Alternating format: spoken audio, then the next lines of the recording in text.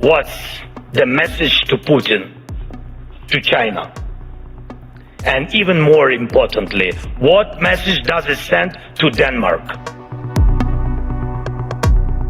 Presiden Ukraina Volodymyr Zelensky melontarkan sindiran tajam terhadap respon Eropa dalam sengketa terkait Greenland dengan Presiden Amerika Serikat Donald Trump. Dalam pidatonya di Forum Ekonomi Dunia Davos, Swiss pada Kamis 22 Januari 2026, Zelensky mempertanyakan arti pengiriman puluhan tentara Eropa ke Greenland yang dinilainya tidak memberikan efek keamanan apapun. Berbicara di hadapan para pemimpin dunia, Zelensky menyebut Eropa perlu belajar membela diri secara serius. Ia menyindir keputusan sejumlah negara Eropa yang hanya mengirim 14 hingga 40 tentara ke Greenland di tengah memanasnya ketegangan dengan Amerika Serikat. Zelensky mempertanyakan pesan strategis dari langkah tersebut.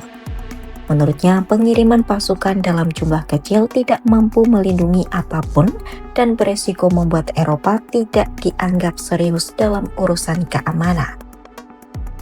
Europe needs to know how to defend itself. And if you send 30 or 40 soldiers to Greenland, what is that for? What message does it send?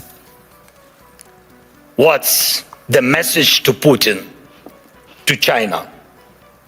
And even more importantly, what message does it send to Denmark? The most important, your close ally. You either declare that European bases will protect the region from Russia and China and establish those bases, or you risk not being taken seriously because 30 or 40 soldiers will not protect anything. And we know what to do. If Russian warships are sailing freely around Greenland, Ukraine can help. We have the expertise and weapons to ensure not one of those ships remains. They can sink near Greenland just as they do near Crimea.